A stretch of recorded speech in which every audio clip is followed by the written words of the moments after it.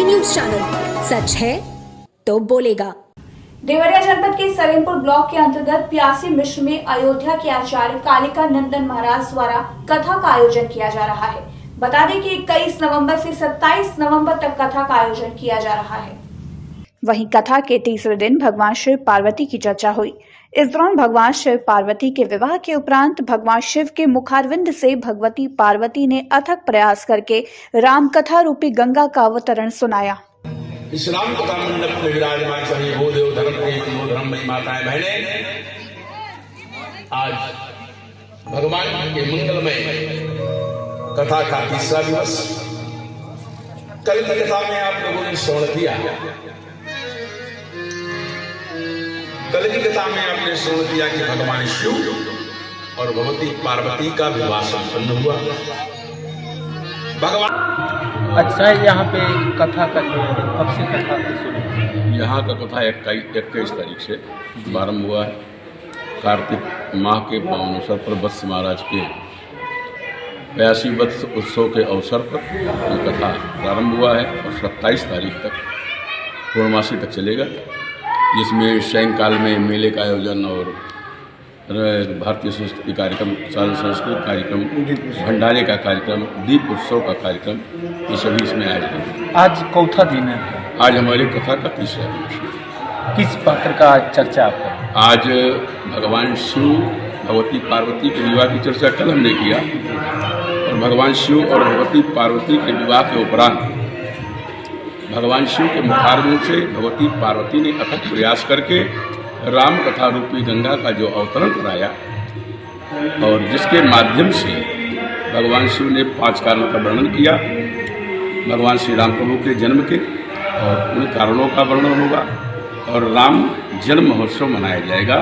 यही आज की कथा होगी। कथा के दौरान जो भीड़ की अगर बात करें तो कितनी संख्या में भीड़?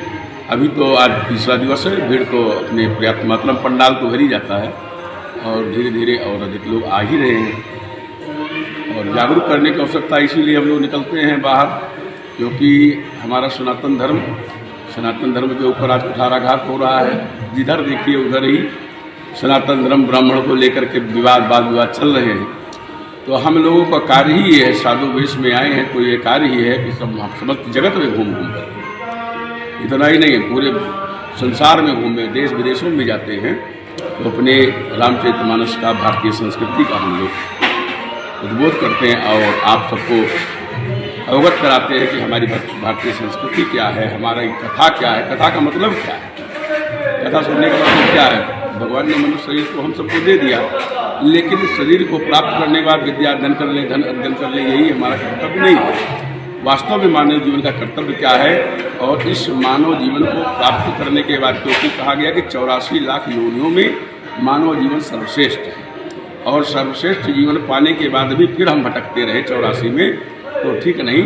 इसलिए इसी शरीर के द्वारा, मानव शरीर के द्वारा ही हम अपने गति मुक्ति का मार्ग बनाते हैं। भगवत भजन करके, कथा श्रवण करके, तीर्थाटन करके, दान करके, लोगों की सहायता करके, गरीबों की सहायता करके, जो भी हमसे बन सके, क्योंकि पर ही सर्व धर्म निभाई पर पीड़ा सब अग्नि जगनाही।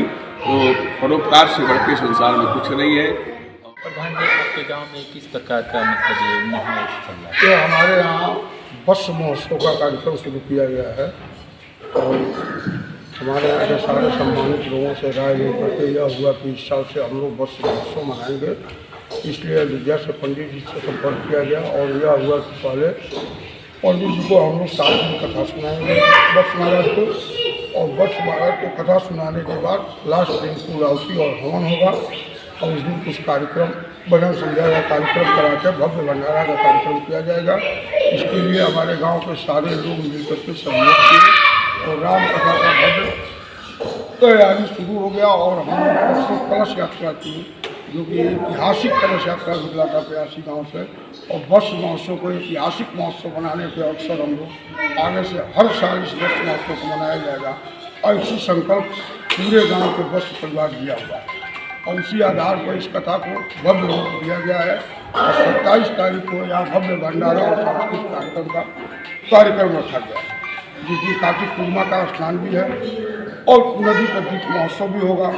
उस दिन आप लोग सब लोग आइए और यहाँ छुट्टी के मतलब पूरा स्नान कीजिए और वर्ष महाराज से आप लोग अपना अपना आशीर्वाद लीजिए और इस राम कथा को सफल बनाइए। अच्छा, दीपदान की जहाँ तक बात है तो कितने दीपों का यहाँ पे संकल्प लिया गया? 5100 दीपों का गांव को लोग तैयारी किया है कि 5100 दीप जलाया जाएगा। तो 5100 दीप जलाया जाएगा दीप दिवाली के दिन। कार्तिक पूर्णिमा है, स्नान भी है। हाँ। डेंजियो केबल टीवी धमाका। डेंजियो लाया है सबसे सस्ता सबसे अच्छा मनोरंजन। आज ही लगवाएं सबसे सस्ता HD पिक्चर उच्च क्वालिटी की सुविधा के साथ। संपर्क करें 9889026747, 054224548557, 9889199180। 350 रुपए प्लस इंस्टॉलेशन चार्ज अतिरिक्त में डेंजियो का सेट टॉप बॉक्स लगवाएं। आज ही मनोरंजन का भरपूर लाभ उठाएं।